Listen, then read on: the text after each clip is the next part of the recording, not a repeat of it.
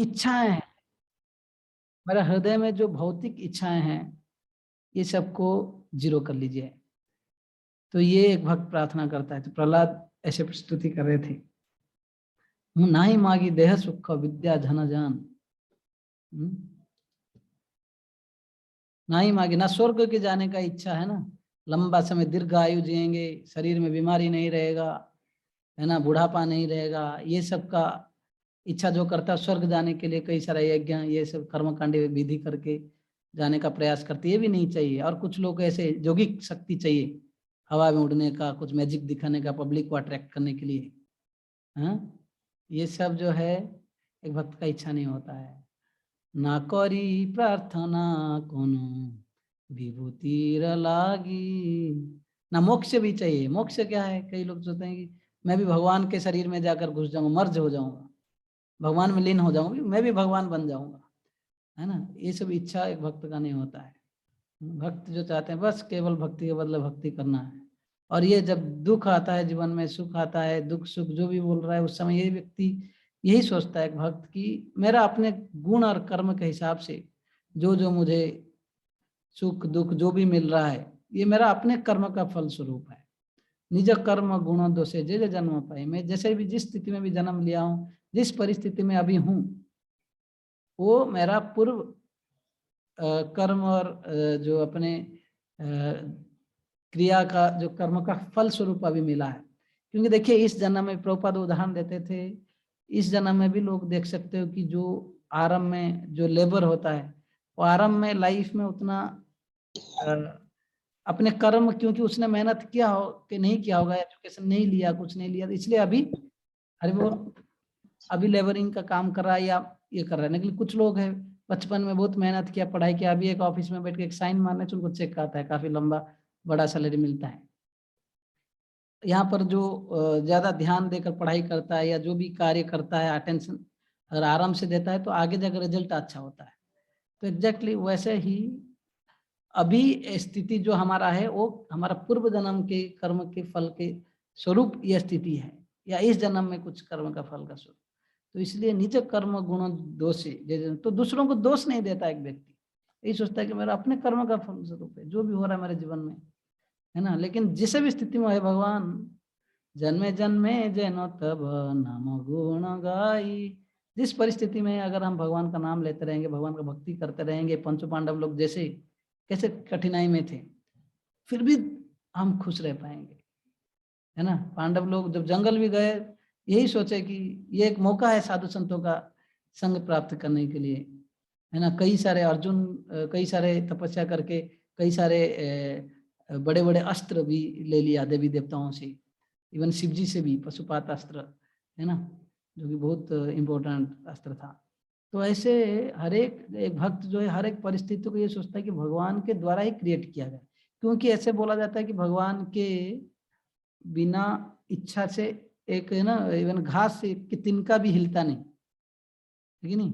अगर सब कुछ भगवान के बिना इच्छा से नहीं होता कुछ भी, तो फिर हमारा जो स्थिति भी हमारा कुछ ना कुछ ये भी भगवान का इच्छा है मान के भक्त क्या सोचता है, लेट मी कंटिन्यू, है ना, जो भी स्थिति में भक्ति नहीं छोड़ना है। शिला प्रभुपाद के एक भक्त गया बोला कि प्रभुपाद मैं भगवान का भक्ति कर रहा हूँ, हमारा अंगूठी क्यों कट गया अभी सब्जी काटते काटते। प्रभुपाद ने बोला देखो तुम्हारा हाथ कटने वाला था आज, लेकिन भगवान ने तुम्हारा थोड़ा अंगूठी कटा के तुम्हारा जो पेन है ना उसके टोकन पेन कर दिए, बड़ा पेन को छोटा सा हल्का सा पेन देकर तुम्हारा ये रिएक्शन को बचा दिया। कई भक्तों का एक्सपीरियंस ही है। अभी रिसेंटली एक डिवोटी मुझे बोल रहे थे कि वो स्कूटी में जा रहे थी, डिवोटी इधर है कि नहीं मुझे पता नहीं, तो स्टेलिंग कि समाओ ब्रिज के ऊपर थी, एक गाड़ी बाइक वाला आया हिट करके चला गया, मतलब उसका जो पैर में लगा, बस जो स्कूटी पैर रखा था उसका बाइक का, ओ हो ये था कौन सा वाला उसका जो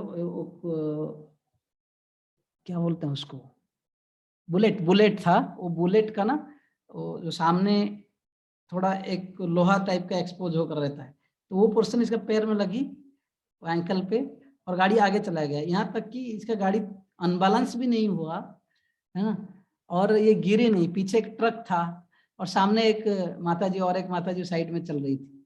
अगर ये हिल के गिर गई होती तो शायद, है ना, बड़ा पीछे ट्रक था और सामने, है ना, और एक माताजी थी उसको भी चोट लग सकता था, हाँ, उनको भी, और फिर इनका कुछ भी हो सकता था, बट समहाउ ये बच गई। लेकिन बाद में उनका पैर में वो एक बोन में थोड़ा क्रैक आया था, जो कि वो ट्रीटमेंट ले रहे हैं।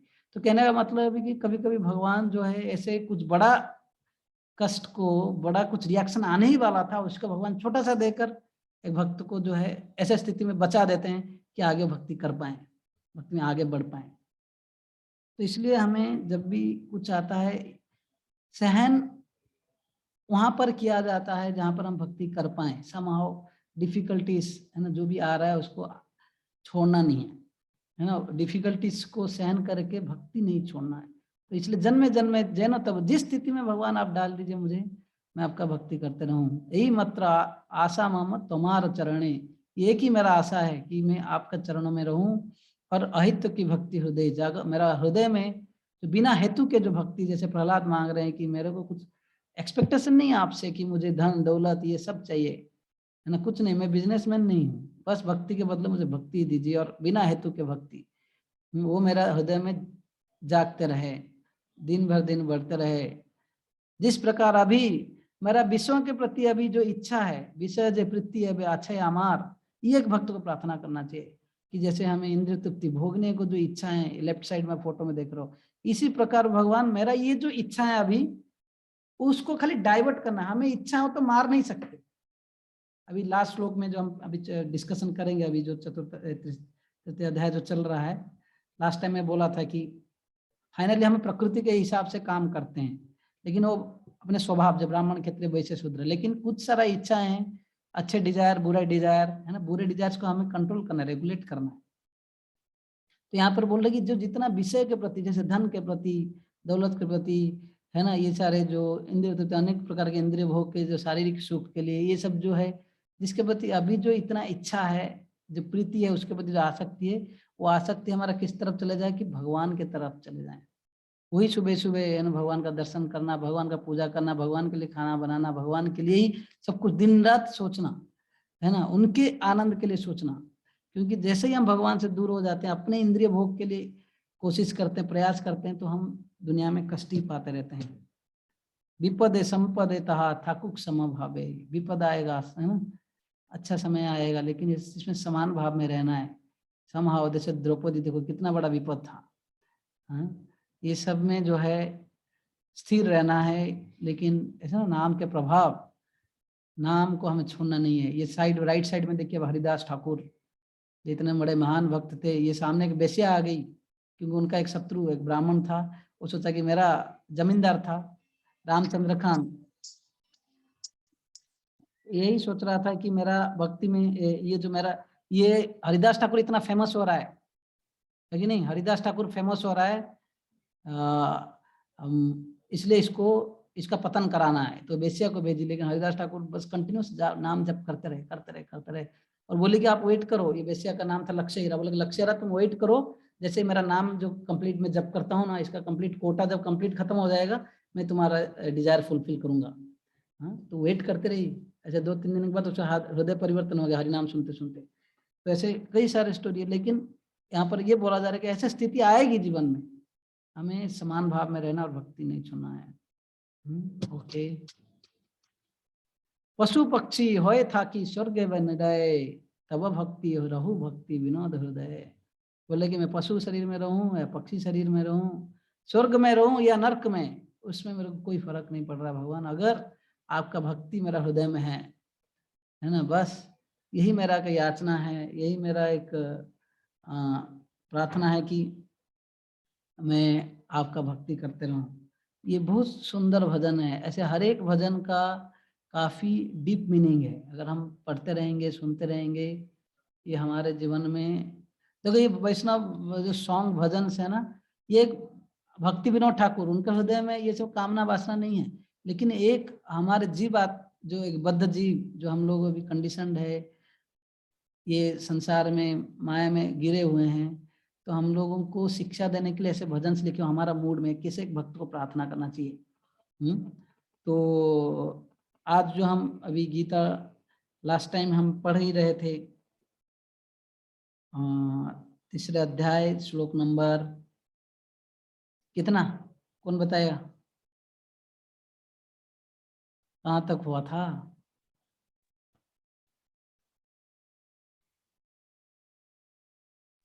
33 प्रभु जी।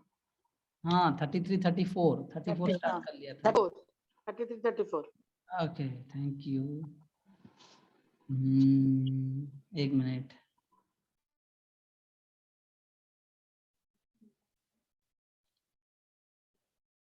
नो नो नो,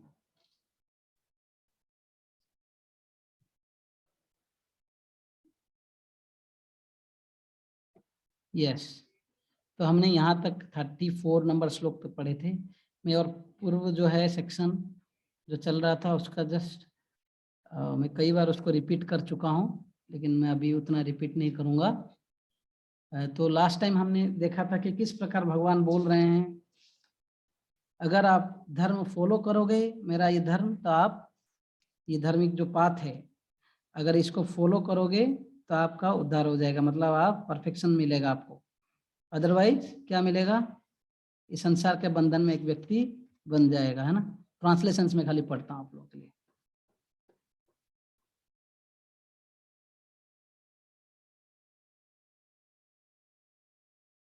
माया के गुणों से मोहग्रस्त होने पर अज्ञानी पुरुष पूर्णतया भौतिक कार्यों में संलग्न रहकर उनके आसक्त हो जाते हैं, उनमें आसक्त हो जाते हैं। यद्यपि उनके ये कार्य उनमें ज्ञान भाव के कारण अधम होते हैं, उनमें किंतु ज्ञानी को चाहिए कि उन्हें विचलित ना करें। ये तो है कि एक अज्ञानी व्यक्ति को एक ज्ञानी व्यक्ति कैसे गाइड करना चाहिए। उसके बाद भगवान बोले थे कि अतः अर्जुन अपने सारे कार्यों को मुझ में समर्पित करके मेरे पूर्ण ज्ञान से युक्त होकर लाभ की आकांक्षा से रहित, स्वामित्व के किसी दावे के बिना तथा आलस्य से रहित होकर युद्ध करो। ये भगवान का आदेश था। और इसके बाद भगवान ने यही बोला था कि दो डिफरेंस बोले थे, कैसे एक आसक्त व्यक्ति अज्ञान व्यक्ति का लक्षण और एक ज्ञानी व्यक्ति का लक्षण। जो व्यक्ति मेरे आदेशों के अनुसार अपना कर्तव्य करते रहते हैं और ईर्ष्या रहित होकर इस उपदेश का श्रद्धापूर्वक पालन करते हैं, वे सकाम कर्मों के बंधन से मुक्त हो जाते हैं।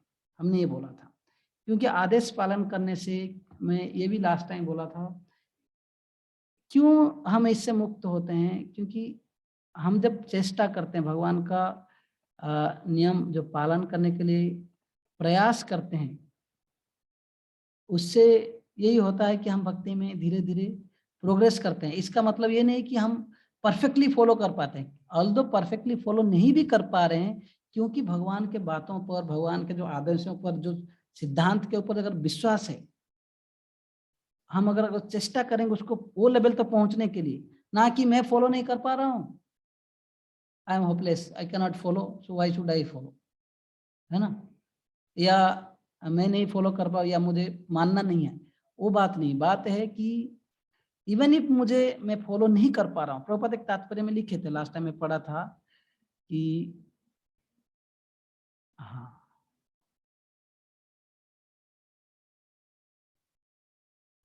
कृष्ण भावना मत के प्रारंभ में भले ही कृष्ण के आदेशों का पूर्णतः पालन न हो पाए, किंतु चूंकि मनुष्य इस नियमों से रुष्ट नहीं होता और पराजय तथा निराशा का विचार किए बिना निष्ठापूर्वक कार्य करता है, अतः वो विशुद्ध कृष्ण भावना मत को प्राप्त होता है। देखिए कितना बड़ा महत्वपूर्ण चीज है यहाँ पर बोला जा रहा है। हालांकि प्रारंभ में हम फॉलो नहीं कर पा रहे हैं, वो कोई बड़ा बात नहीं है ना। हम निराशा नहीं होना चाहिए। हम लोग भक्ति में जाते समय आगे कई अप्स डाउन्स आएगा, है ना, कभी कभी हमारा, है ना, जो स्लिप हो जाता है, जो कि हम फॉलो करने के लिए प्रयास करते हैं लेकिन फॉलो नहीं कर, गिरते रहते हैं, पतन होता रहता है। लेकिन इसका मतलब है नहीं कि हम बिल्कुल आशा छोड़ ही देंगे। अगर कोई व्यक्ति वैसे हतोत्साहित होने के बगैर अगर निष्ठापूर्वक कार्य करता रहता है, तो ऐसे व्यक्ति को एक समय भगवान का कृपा मिला है।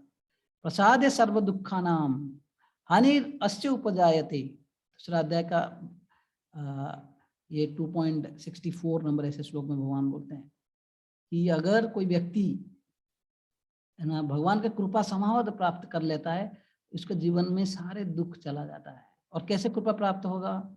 जब एक व्यक्ति जो है बोलते हैं मृत्यु से पहले काम क्रोध और इंद्रियों का जो वेग है वो सबको अगर कंट्रोल करेगा, ना कि इंद्रियां बोल रहा कि चलो यहाँ पर एंजॉय करने के लिए चलो, हाँ ऐसे जाएंगे तो हमारा कभी भी मन इंद्रियां कभी सुख नहीं पाएगी, शांति नहीं रहेगी, क्योंकि ऐसे इंद्रियों का स्वभाव है गलत रास्ता में भागने के लिए।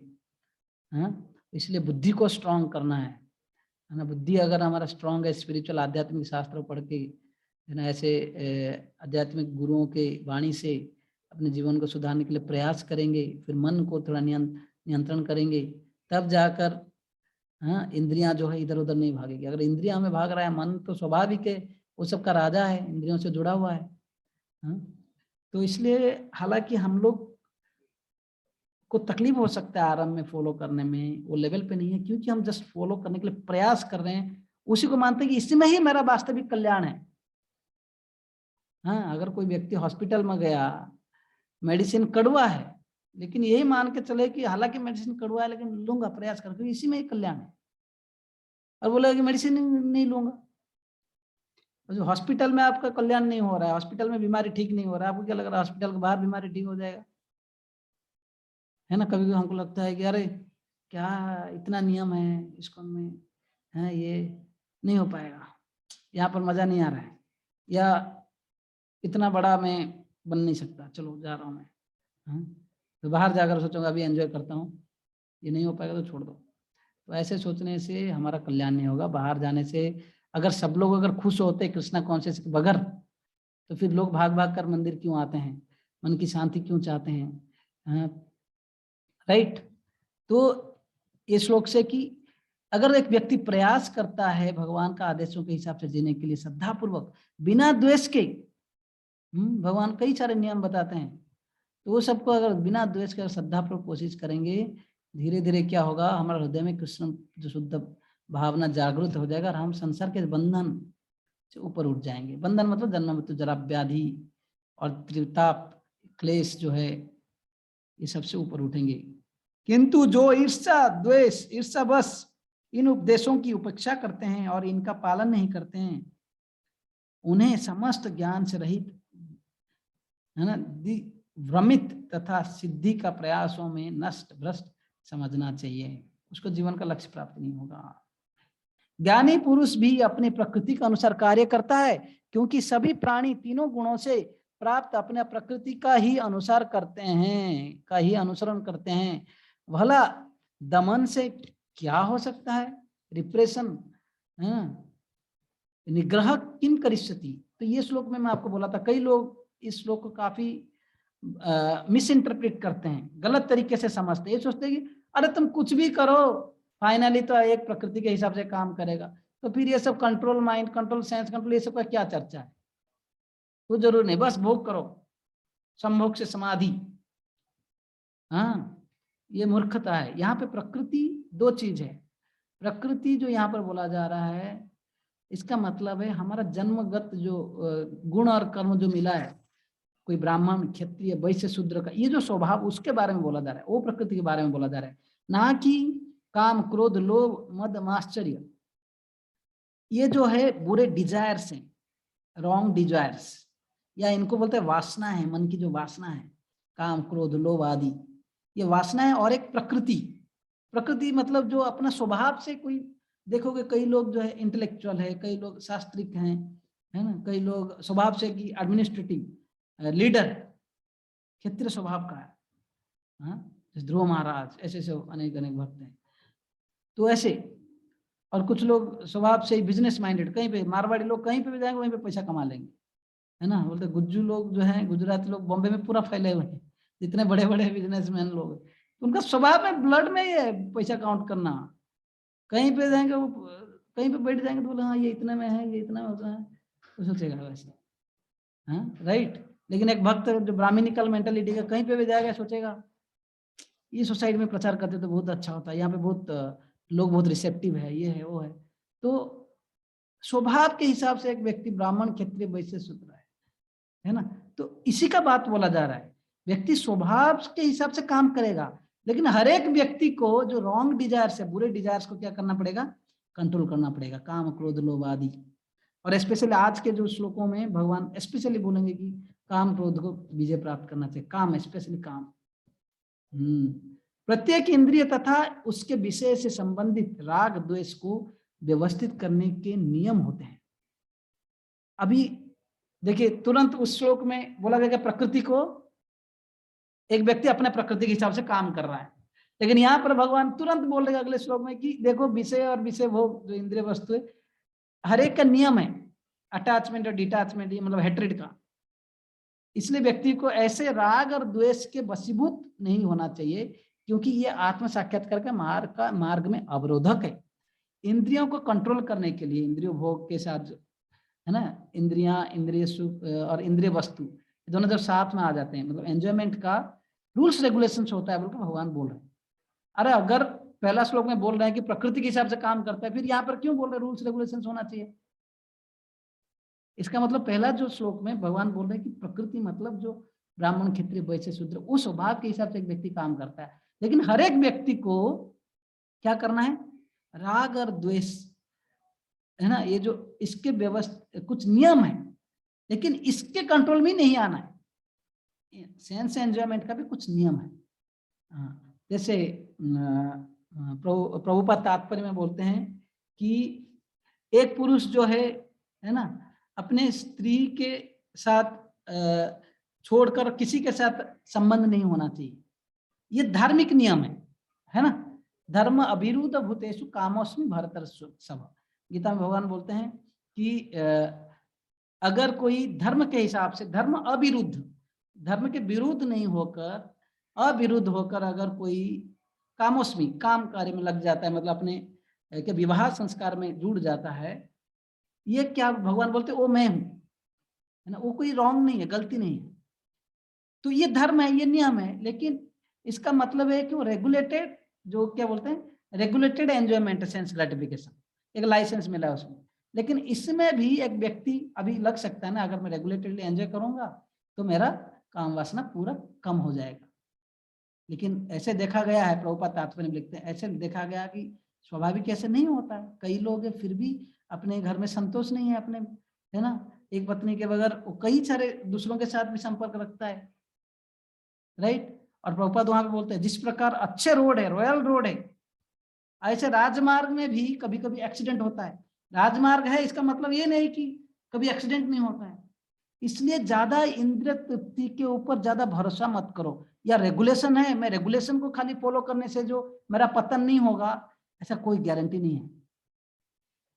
अगर कोई रेगुलेशन को मानता नहीं, हेट ही करता है, अगर क्यों ये विवाह संस्कार फॉलो करूंगा, जाने दो, मैं है ना, आजकल जैसे कई सारे गवर्नमेंट का रूल्स आ गए फॉरेन कंट्रीज में, अभी भी इंडिया में भी आ गए, लिव इन टुगेदर, है ना, लिव इन रिलेशनशिप, राइट। ये सब क्या है, मतलब दे आर द्वेष है, तो धर्म का नियम के प्रति द्वेष है उनका। इससे क्या, संसार में अगर उसमें लोग खुश होते तो फिर सब लोग दुनिया में खुश होते। इनफैक्ट विदेश में सबसे ज्यादा प्रॉब्लम इसी के लिए, there are lot of abortions, lot of divorces, lot of violences, crimes because of this, क्योंकि रूल्स रेगुलेशन सब फॉलो नहीं करना चाहिए। द्वेष है, वो द्वेष है। दूसरा राग है, चलो मैं बिल्कुल है ना इसी को रेगुलेट होकर फॉलो करूंगा, लेकिन फॉलो करते तो कभी कभी स्लिप हो जाता है व्यक्ति, हाँ, फिर भी है। तो रॉयल रोड में जैसे एक्सीडेंट होता है, एक्सीडेंट होने का चांसेस है। लेकिन मेन गोल क्या है, मेन गोल है कि भक्ति करना। अगर कोई रूल्स रेगुलेशन फॉलो करके भी उसका पतन हो रहा है, फिर फायदा क्या। इसलिए हमें ना रेगुलेशंस का या द्वेष, ये दोनों को छोड़ के ज्यादातर भक्ति में फोकस करना चाहिए। प्रभुपाद तात्पर्य में लिखते, मैं आप लोग अंत में पढ़ाता हूँ।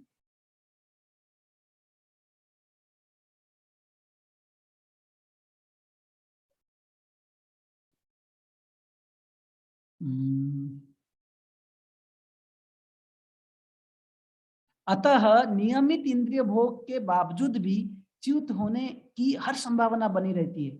अतः सभी प्रकार से नियमित इंद्रिय भोग के लिए किसी भी आसक्ति से बचना चाहिए।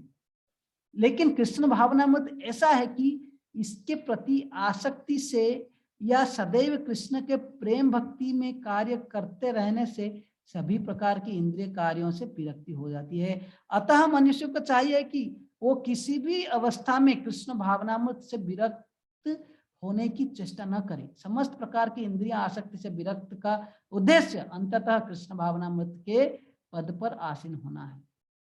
प्रपद बोले इसलिए सारे जो इंद्रिय वस्तु जो रेगुलर अटैच जो एंजॉयमेंट रेगुलेटेड एंजॉयमेंट का संयमित भोग करने का भी लक्ष्य है कि भक्ति करना, लेकिन उसमें भी अगर व्यक्ति उससे खाली अटैच रहेगा, भक्ति के प्रति ज्यादा फोकस नहीं करेगा तो फिर भी उसका पतन हो सकता है। इसलिए भक्ति ज्यादा करिए, कृष्ण भावना में भक्ति ज्यादा करिए, तो क्या है कि इधर उधर डाइवर्ट होने का कोई चांसेस नहीं है। और दूसरा है कि कभी कभी आदमी गिल्टी फील कर सकता है कि पश्चाताप की भावना आ सकता है, अरे क्या किया, हमें ऐसा गलती नहीं करना चाहिए भक्ति में आने के बाद भी, लेकिन गलती हो जाता है। मनुष्य स्वाभाविक है कि एरर होना, टू एरर इज ह्यूमन। अगर गलती हो गया इसका मतलब ये नहीं सोचना चाहिए कि I am so guilty, I am so bad, I am so bad so bad, कि मैं इतना पतितों की भक्ति में कर नहीं सकता। प्रभु जी मैं तो गया गुजरा हूँ और मैं ना इसलिए माला भला सब छोड़ देता हूँ और मैं गया गुजरा होकर बनना चाहता हूँ, अभी मैं जा रहा हूँ भक्ति छोड़ के।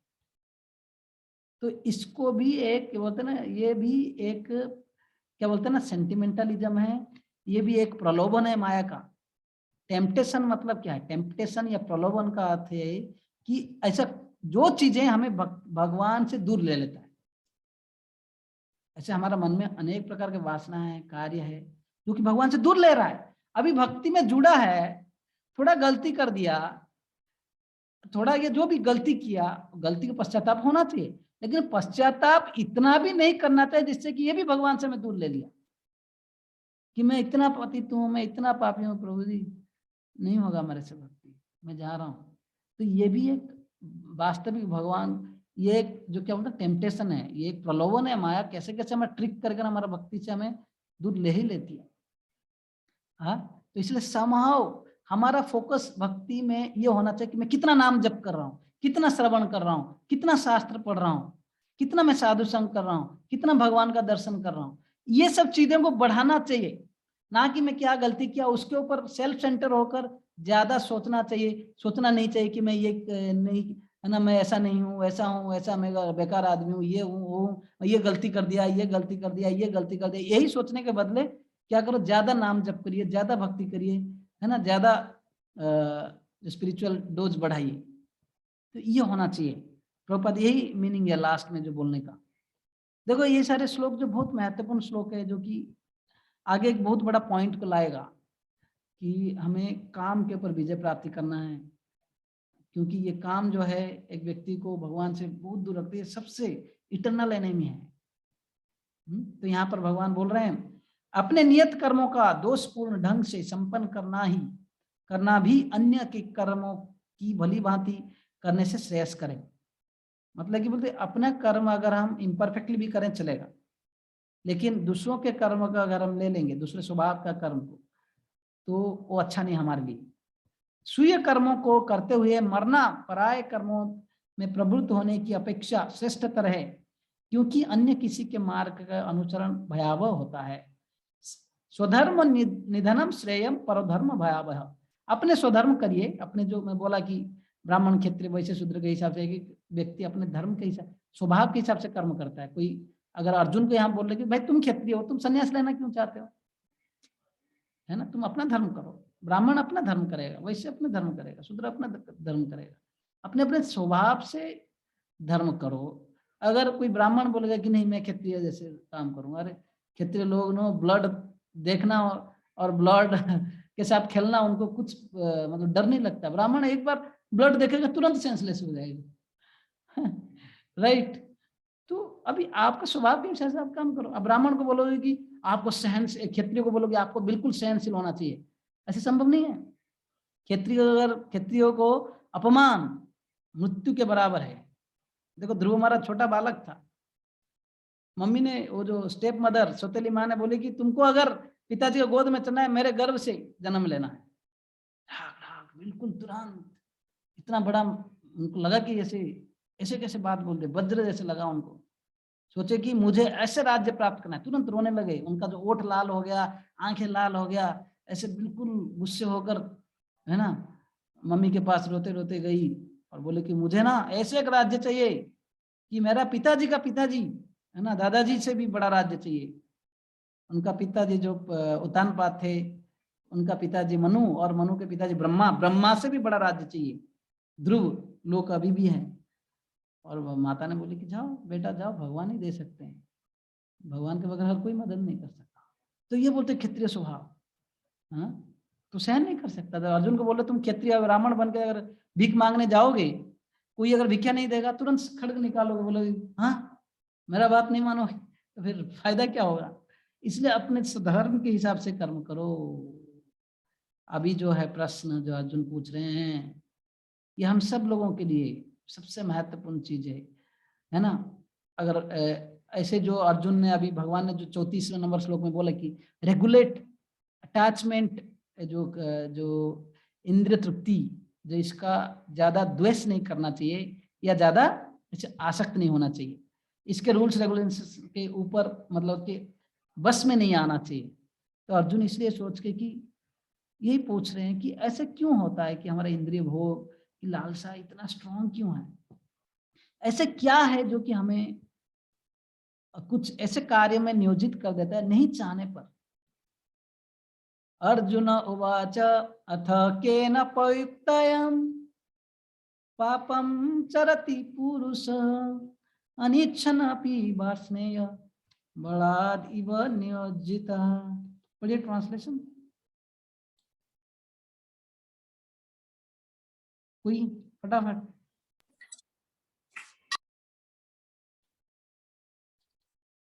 यस हरे कृष्णा जी। अर्जुन ने कहा, हे हे श्रीवंश वृष्णि वंशी, मनुष्य ना चाहते हुए भी अपने पाप कर्मों के लिए प्रेरित क्यों होता है? ऐसा लगता है कि उसे बलपूर्वक उनमें लगाया जा रहा हो। हाँ, अभी प्रश्न उठता है क्या हम सही में नहीं चाहते हैं, है ना। मतलब यह है कि हमारा डिजायर्स तो है ही करने का कुछ कार्य, लेकिन हम जब कॉन्शियस रहते हैं, नॉर्मल कंडीशन में रहते हैं, ठीक ठाक रहते हैं, लेकिन सामने कुछ टेम्पटेशन आ गया, अल्यूरमेंट आ गया, कुछ प्रलोभन, कई चीजें आ गया, तुरंत डिजायर करता है, तुरंत, और उसका कंट्रोल हमारा उसके ऊपर, उस चीज हमारे डिजायर के ऊपर कंट्रोल नहीं होता। सामने कुछ देख लिया, जैसे फॉर एग्जांपल डायबिटीज पेशेंट के सामने एक स्वीट आएगा, रसगुल्ला, उसका फेवरेट स्वीट, क्या बोलेगा मुझे चाहिए, राइट। वो खा लेता है, लेकिन बाद में वो समझते हाँ डायबिटीज बढ़ गया, है ना। वैसे ही कभी कभी किसी का पेट खराब होता है, उसको देखा कि बड़ा पाव पाव या कुछ समोसा, उसका स्मेल, मिर्ची नमक बिल्कुल लगा के, ऐसे ट्रेन्स में जाते समय कभी कभी ऐसे स्मेल उसका आता है, भक्त लोग सोचते हैं यार क्या हम भक्त बन गए, ये सब खा नहीं सकते, है ना, बदमिश हो रहा है। इसलिए भक्त लोग भी कभी कभी घर में बना के अच्छा से मंदिर में बना के खाना चाहिए, नहीं तो पुराने वासनाएं सब जो है भगवान को लगा के खाना चाहिए। तो कहने का मतलब यह है कि जो सामने जब कुछ टेम्पटेशन अलूरमेंट्स आ जाता है ना, उसके उस समय व्यक्ति जो है हेल्पलेस हो जाता है, हालांकि नहीं जानता है कि बुरा है, लेकिन उसका कोई कंट्रोल नहीं रहता। ऐसे पाप कर्मों में ऐसे क्या चीज है हमें बलपूर्वक नियोजित कर देता है। अथक के न प्रयुक्त किसके द्वारा, ऐसे कौन है, अर्जुन पूछ रहे हैं। पापम चरति पुरुष, हम पाप कार्य करना नहीं चाहते हैं कभी कभी, है ना। जो शराबी व्यक्ति है सोचता है कि नहीं मैं और स्मोकिंग नहीं करूंगा, राइट, सॉरी मैं ड्रिंकिंग नहीं करूंगा, लेकिन जब रास्ता में जाते समय देखा कि बियर बार है, उसको अपने सारे पुराने वासना सब याद आ जाता है, बिल्कुल हेल्पलेसली, एज इफ उसको कोई शक्ति उसको खींचे जा रहा है, जाता है पी लेता है, सब कुछ करने के बाद पता चला अरे डॉक्टर ने बोला था, बाद में जब सुबह उल्टी करता है कुछ करता है, डॉक्टर ने बोला था कि मेरे लिए बहुत ही बुरा है। सेम वे इन टीनेज, है ना, sometimes people indulge in illicit connection, है ना, seeing wrong movies, this that. तो उसके कारण क्या होता है, कई सारे वासनाएं मन में बैठे रहते हैं, इंप्रेशंस, जो नेगेटिव इंप्रेशंस आया बैठा रहता है। तो लस्ट इज ए थिंग जो कि स्टोर होकर रहता है, बिल्कुल बीच बीच में आकर बिल्कुल एक व्यक्ति को अंधा बना देता है। कामांध बोलते हैं ना, राइट। एक व्यक्ति को अंधा बना देता है, क्या करना है नहीं करना है। हम जो मूवीज में फिल्मों में देखते हैं कि रोमांस दिस दैट, इसको बोलते हैं कि डिसेंट एंजॉयमेंट है। और बाद में जब हम न्यूज़ में सुनते हैं कि वहाँ पे वायलेंस हो गया, वहाँ पे रेप हो गया, वहाँ पे मर्डर हो गया, ये सब क्या है? ये सब फोर्सफुल सेक्स है। ऐसा क्यों? क्योंकि हम लोग ये सब देखते देखते सुनते सुनते ये सब इंप्रेशंस बिठा रखते हैं। एक समय के व्यक्ति जो पागल हो जाता है तो परिणाम ये होता है। So there was few years back there was Delhi gang rape case, और कुछ साल पहले अभी हैदराबाद में भी वो प्रियंका का, डॉक्टर प्रियंका का भी कुछ ऐसे केसेस। ऐसा क्यों? कि ये सब के पीछे है कि lust is the only reason, है ना। मूवीज में हम सब ये सब देखते हैं, ये सब दिमाग में बिठा के रखते हैं। रास्ता घाट में बिलबोर्ड्स हम देखते रहते हैं, कई सारे चीजें देखते रहते हैं। अभी वो गलत उनका नहीं है, प्रॉब्लम हमारा है ना। क्योंकि हम लोग कंट्रोल नहीं है, वो सब दिमाग में बिठाते हैं। क्योंकि हमारा जो ये जो चीज है, कोई चीज जो अंदर एक चीज है जो कि हमें फोर्सफुल उस जगह पे ले लेता है, राइट। हम वो सब स्टोर रहता है तो एक समय पे वो एक व्यक्ति को अंधा बना जाता है, कंट्रोल से बाहर चला जाता है। लेकिन सो देयरफॉर अभी कई व्यक्ति सोच सकते हैं कि सब कुछ अगर भगवान की इच्छा से हो रहा है, शायद ये भी इच्छा से हो रहा है क्या भगवान का? नहीं नहीं नहीं, इसके अगले श्लोक में भगवान उसका रीजन देंगे। इस यहाँ प्रभुपाद तात्पर्य में लिखते हैं, तात्पर्य में क्या लिखते हैं? अतः कृष्ण से अर्जुन का प्रश्न अत्यंत प्रत्याशापूर्ण है कि जीवों की प्रकृति विकृत क्यों हो जाती है। यद्यपि कभी कभी जीव कोई पाप नहीं करना चाहता, किंतु उसे ऐसे करने के लिए बाध्य होना पड़ता है। किंतु ये पाप कर्म अंतर्यामी परमात्मा द्वारा प्रेरित नहीं होते, अपितु अन्य कारण से होते हैं। पाप कर्म करते हैं जो ये नहीं सोचना कि ये क्या भगवान की इच्छा से हो रहा है, सब कुछ भगवान की इच्छा से हो रहा है, ये भी भगवान की इच्छा से हो रहा है इसलिए मैं भोग करूंगा, कोई बात नहीं। नहीं नहीं नहीं, ये भगवान की इच्छा से नहीं हो रहा है, ये कुछ हमारा इच्छा है। उसका आंसर भगवान अगले श्लोक में देते हैं, काम, जो कि न सबके लिए बहुत ही बड़ा बैरी है, शत्रु है, भगवान बोल रहे हैं।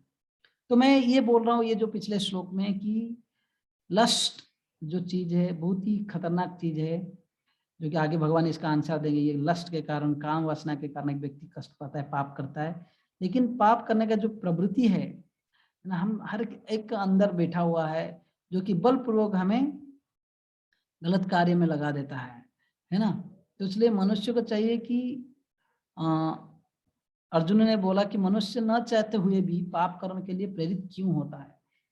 क्योंकि टेम्पटेशन जब सामने आता है, हाँ हालांकि हम नहीं चाहते हैं, लेकिन टेम्पटेशन जब आता है वी गो बियॉन्ड कंट्रोल, है ना। तो इसलिए भगवान यहाँ पर बोलते हैं अगले श्लोक, काम एष क्रोध एष रजगुण समुद्भव महासनो महापाप्मा विद्ये न इह वैरुण। बोलिए, ट्रांसलेशन पढ़िए कोई।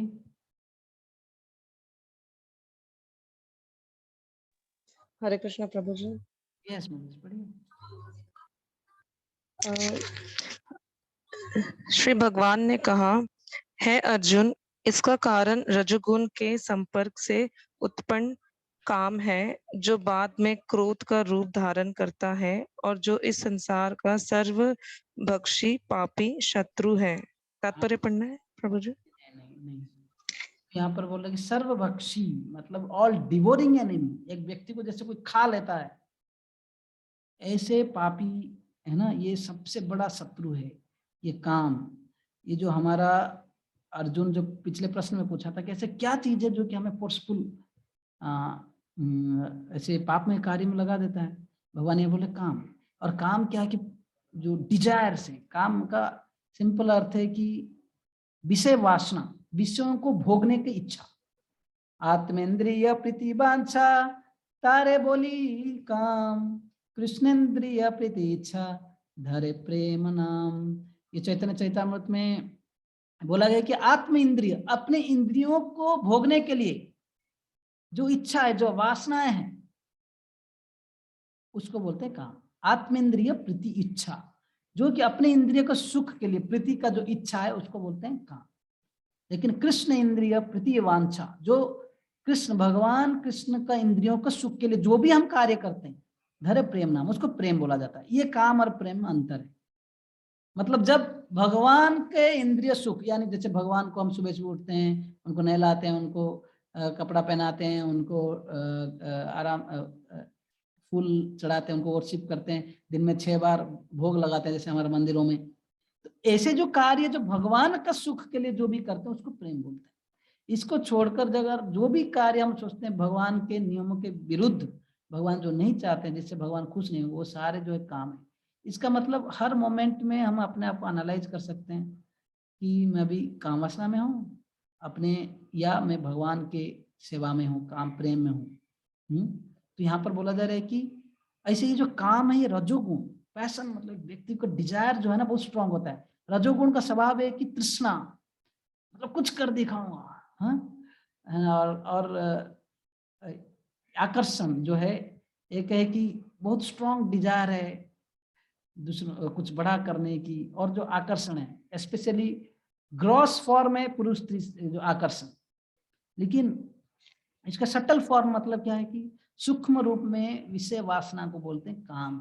विषय वासना मतलब जो भी चीजें हम करते हैं अपने सुख के लिए, इवन जैसे केवल अपने सुख के लिए जो भी सारे कार्य करते हैं हम देख सकते हैं, जैसे पूजा, लाभ, प्रतिष्ठा, है ना, फिर आराम, कंफर्ट जीने के लिए जो भी सारे चीजें करते हैं, जिसमें भक्ति रहित कार्य जो भी करते हैं वो सब काम है।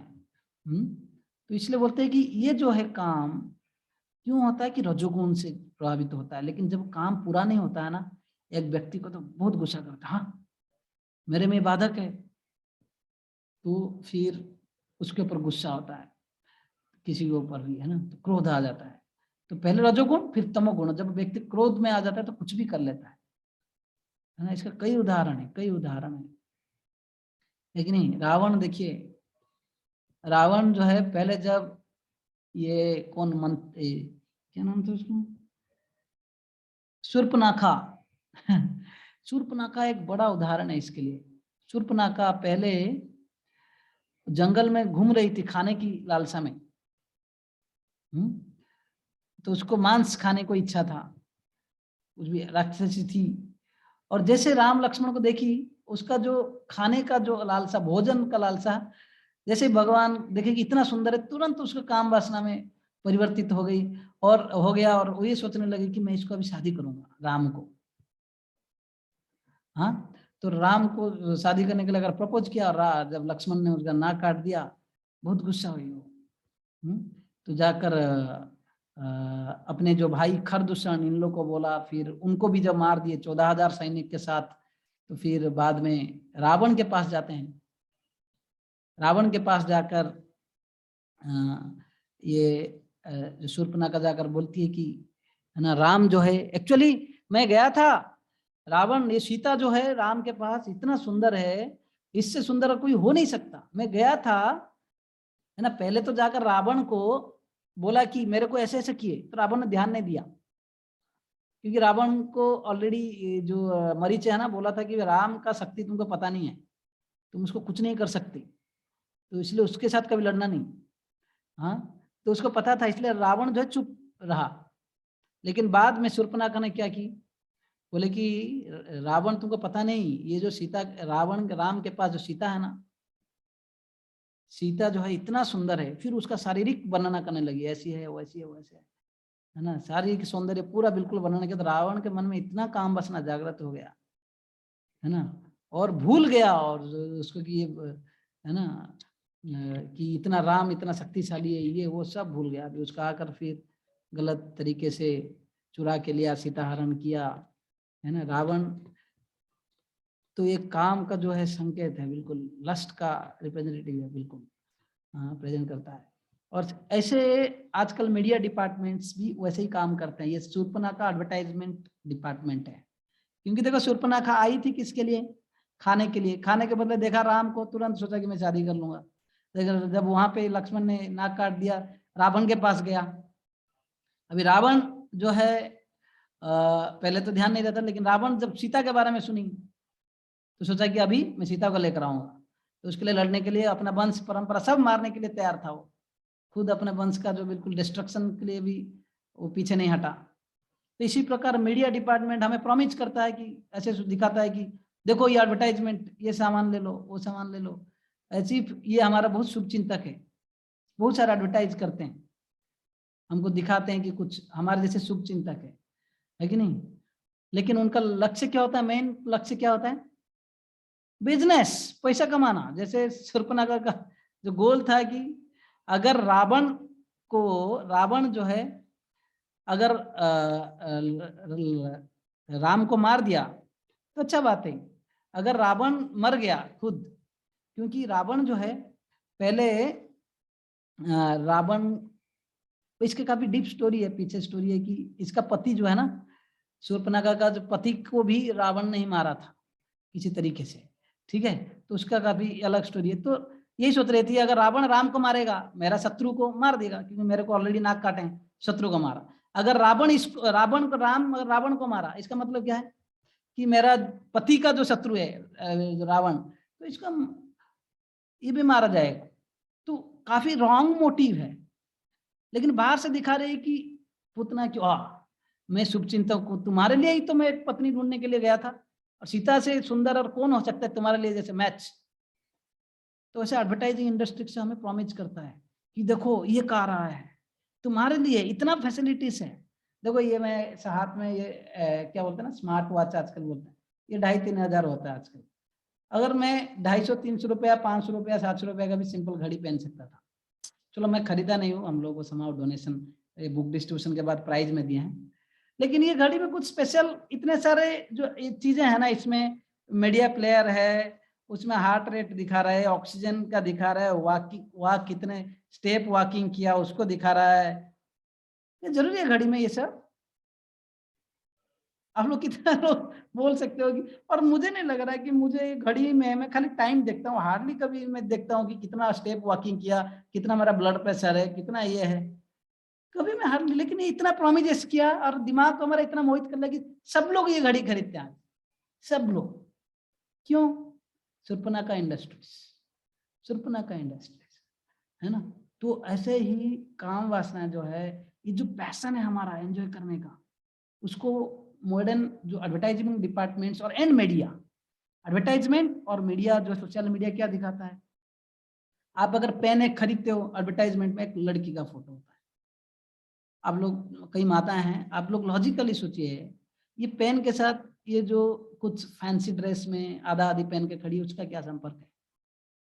एक कार का एडवर्टाइजमेंट होता है, उसमें भी ऐसे ही कुछ फोटो हैं, बोलते हैं कि दिस इज ब्यूटी, है ना।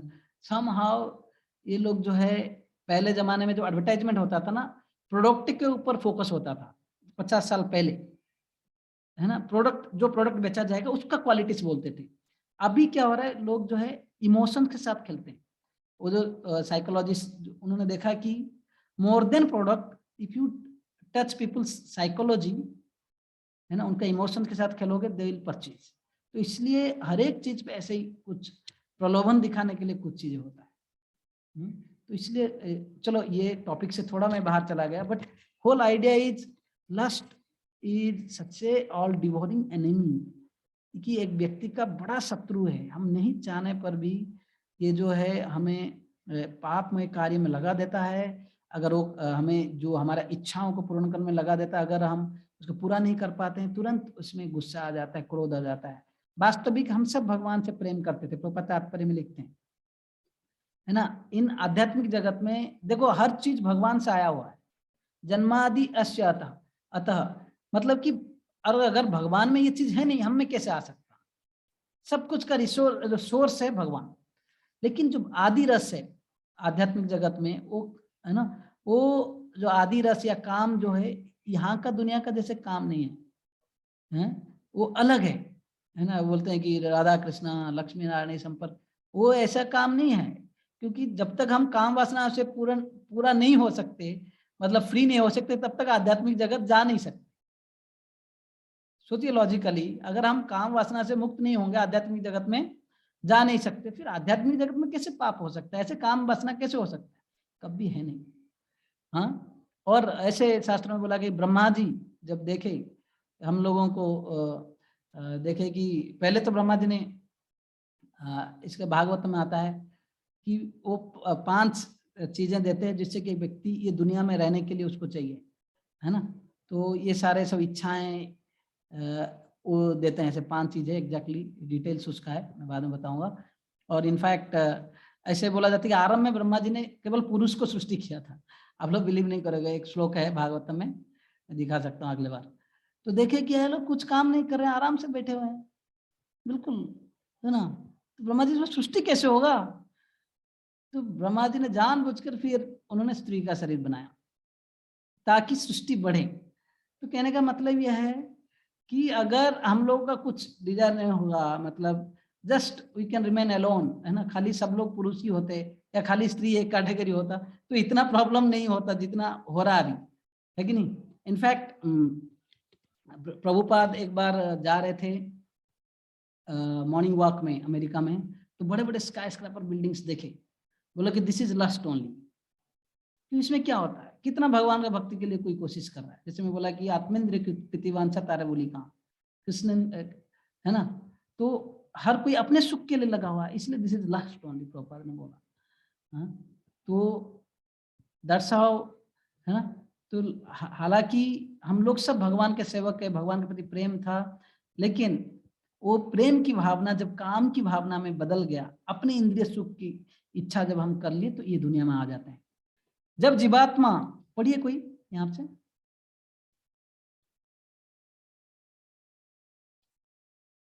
दूसरा डिवोटी कोई, हरे कृष्णा पढ़िए। हरे कृष्ण प्रभु जी, मैं पढ़ूं? यस।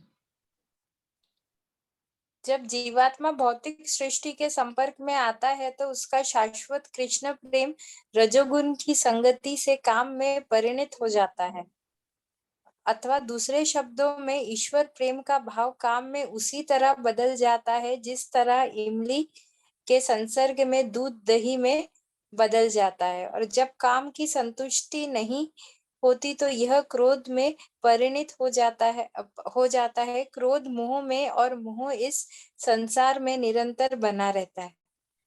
आगे पढ़िए। अतः जीवात्मा का सबसे बड़ा शत्रु काम है, और यह काम ही है जो विशुद्ध जीवात्मा को इस संसार में फंसे रहने के लिए प्रेरित करता है। क्रोध तमोगुण का प्राकट्य है।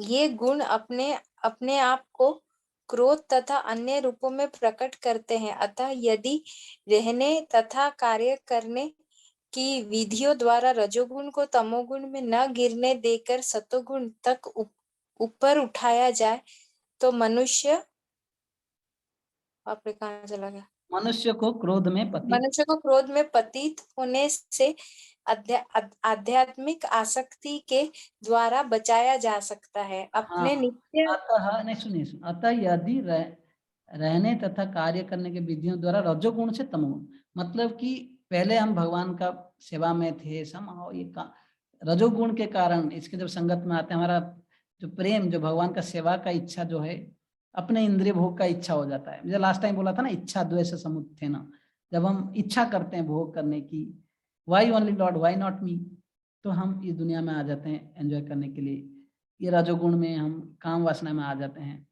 लेकिन अगर, और फिर बाद में क्रोध में परिणत हो जाता है, तो इसका मतलब धीरे धीरे डिग्रेड होता है, गुडनेस, हायर गुडनेस से है ना, डिग्रेड होकर पैशन, फिर इग्नोरेंस, रजोगुण, फिर तमोगुण। तमोगुण मतलब गुस्सा करना और सारे चीजें हो जाना। लेकिन समाव जब हम रजोगुण में होते हैं, इसको तमोगुण में लाने के बदले क्या करिए, इसको सत्वगुण में उठाइए। इसका मतलब कि हर एक आध्यात्मिक कार्य हम जितने करते जाएंगे, पॉजिटिव इनपुट जितना देते जाएंगे, तो क्या होगा कि हम सत्वगुण में उठेंगे धीरे धीरे, फिर उससे ऊपर उठकर भगवान के विशुद्ध सत्व में सेवा कर पाएंगे। तब जाकर हम काम से ऊपर उठेंगे, ना कि काम में कार्य से बिल्कुल अतृप्त होकर किसी में गुस्सा करना, वो करना, क्रोध में आना। अपने आप को मत गिरा के, पतित नहीं करके, बल्कि इससे ऊपर उठने के लिए प्रयास करना चाहिए। इसलिए बोलते काम कृष्ण कर्म अर्पणे। वैष्णव भजन में बोलते हैं कि अगर लस्ट जो है, अभी जिस डायरेक्शन में हम काम की वासनाएं हैं, तो इसके पीछे जैसे भाग रहे हैं उसी डायरेक्शन में उसको खाली यू टर्न लेना है। यू टर्न लेना है मतलब कि उसको भगवान की तरफ कृष्ण कर्म करना है। प्रभुपाद जब विदेश में थे, उन्होंने देखा कि विदेशी लोग बहुत पैशनेट है, बहुत लस्टी है। तो प्रभुपाद ने उनको बोला कि जाओ 8-8 घंटा कीर्तन करो वहां। भाई 8 घंटा कीर्तन होता है तो आसान नहीं है, रास्ते में घूम घूम के कीर्तन करना। और पुस्तक वितरण, बहुत सारे पुस्तक प्रिंट किए और बोले डिस्ट्रीब्यूट करो, है ना। अगर जिसका रजोगुण है फिर मृदंग बजाओ जोर जोर से। तो ऐसे जो उनका जो डिजायर्स है उसको स्टॉप नहीं कर सकते, तो डाउटेल करना काम। अगर एक व्यक्ति जितना कामी है ना, क्योंकि वो असली सुख ढूंढ रहा है, लेकिन गलत डायरेक्शन में ढूंढ रहा है। क्योंकि इवन लॉजिकली भी कोई देखें, कई लोग बाहर है ना, ये जो हम जब सुख की प्रयास करते हैं ना, लंबा समय प्रयास करने के बाद थोड़ा प्लेजर मिलता है, वो भी फ्लिकरिंग, थोड़ी देर में वो भी दुख का कारण बन जाता है। कोई भी चीजें देख लो, है ना, कोई व्यक्ति बहुत मेहनत करता है ना, अंतिम में एक ही, मतलब कई लोग 16 घंटा 18 घंटा काम करते हैं, एक ही प्लेजर है लास्ट में थोड़ा, है ना, महीने के अंत में 1 लाख 2 लाख जो भी सैलरी आ जाएगा, लेकिन खाता कितना है वो मुझे बताइए। वही 4 रोटी। प्रभुपाद बोलते थे आप करोड़ों कमाने से भी कितना खाओगे, हाँ 4 ही रोटी खाना है ना, वही सुबह 4 शाम को 4 और कितना खाएंगे। लेकिन डिजायर्स देखिए, कितना मेहनत, कितना सोचता है कि मैं संसार के सारे सुख भोग करूंगा, लेकिन भोग कर पाता है? वो भोग के द्वारा व्यक्ति भोगा जाता है, इधर भोग उसको छोड़ के चला जाता है, और या वो भोग चीज को ये छोड़ के जाता है। प्रभुपाद एक मैं अभी लेक्चर कुछ दिन पहले सुन रहा था, हलदर महाराज बोल रहे थे, है ना, जैसे कोई व्यक्ति बहुत धन कमाया, लेकिन उसका कुछ समय बाद उसको बीमार हो गया, मर गया, धन को छोड़ के गया, है कि नहीं तो। और यहाँ पर होने के समय ही कई लोग उससे चोरी कर लेते हैं या कुछ कर लेते हैं, नहीं तो पैसा को देख देख के बैंक अकाउंट में 1 करोड़ 2 करोड़ 0 0 0 देख देख के मर जाता है। तो मैं ये नहीं बोल रहा हूँ कि will not have desires, but हमें हर एक जो हमारा कार्य को कृष्ण कर्म अर्पण, हमारे डिजायर्स को भगवान के सेवा में लगाना चाहिए।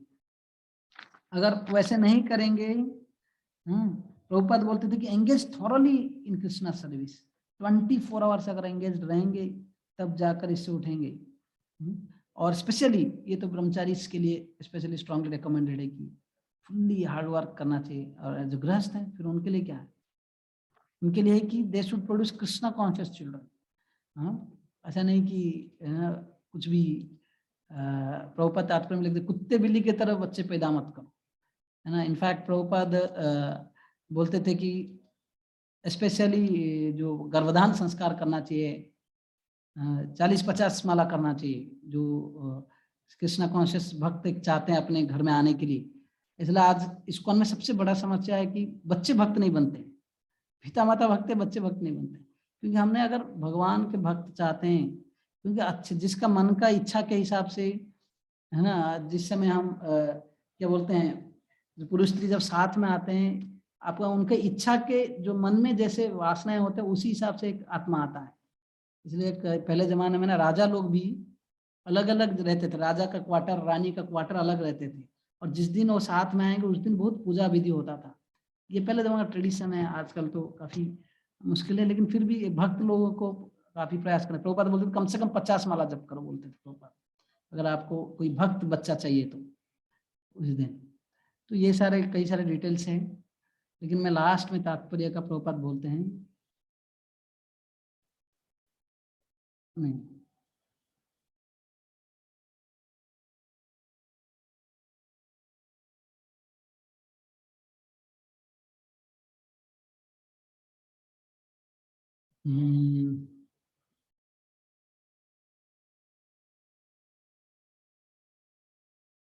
हाँ यहाँ से पढ़ेंगे थोड़ा। अपने नित्य वर्धमान चिदानंद के लिए भगवान ने अपने आप को अनेक रूपों में विस्तारित कर लिया, और जीवात्माएं उनकी इस चिदानंद के ही अंश है। उनको भी आंशिक स्वतंत्रता प्राप्त है, किंतु अपने इस स्वतंत्रता का दुरुपयोग करके जब वे सेवा को इंद्रिय सुख में बदल देती हैं तो वे काम की चपटे में आ जाती हैं। भगवान ने इस सृष्टि की रचना जीवात्माओं के लिए इन कामपूर्ण रुचियों की पूर्ति हेतु सुविधा प्रदान करने के लिए निमित्त की। और जब जीवात्माएं दीर्घ काल तक काम कर्मों में फंसे रहने के कारण पूर्णतया उब जाती हैं, तो वो अपने वास्तविक स्वरूप जानने के लिए जिज्ञासा करने लगती हैं। तो बोलते हैं कि भगवान ने संसार बनाया, हम क्योंकि भोग करना चाहते थे अलग से। जैसे कोई छोटा बच्चा, मुझे कुकिंग करना है मम्मी, कुकिंग करना है, कुकिंग, तो मम्मी पापा क्या करते हैं, उसको टॉय सेट दे देते हैं, तो टॉय सेट लेकर जाता है खेलने के लिए, कोशिश करता है, लेकिन बाद में फिर फ्रस्ट्रेट होकर बोलता है भूख लगा है। मम्मी बोलते हैं अरे मैं तुमको खिलौना दिया था, वो कुकिंग करने के लिए बोला, उसको छोड़ा, मुझे भूख लगा है। वैसे ही भगवान हमारे लिए संसार बनाया कि हमें सारे सुख प्रदान करने के लिए, लेकिन जब इतने इंद्रिय भोग में डूबने के बाद फिर भी सुख नहीं मिलते, दीर्घ काल तक काम कर्म में फंसे रहने के कारण पूर्णतया उब जाती है, तब व्यक्ति जिज्ञासा करने लगता है कि जीवन का लक्ष्य क्या है। उसको बोलते हैं ब्रह्म जिज्ञासा। ओके, तो इसके ऊपर हम आगे अगले क्लास में और थोड़ा डिस्कस करेंगे। लेकिन तो ये स्पेशली हमें ये समझना चाहिए कि पाप में कार्य में एक व्यक्ति इसलिए चला जाता है कि जो डिजायर से लस्ट है बहुत स्ट्रांग है, काफी केयरफुल होना है, और ये सबसे हमारा बड़ा एनिमी है।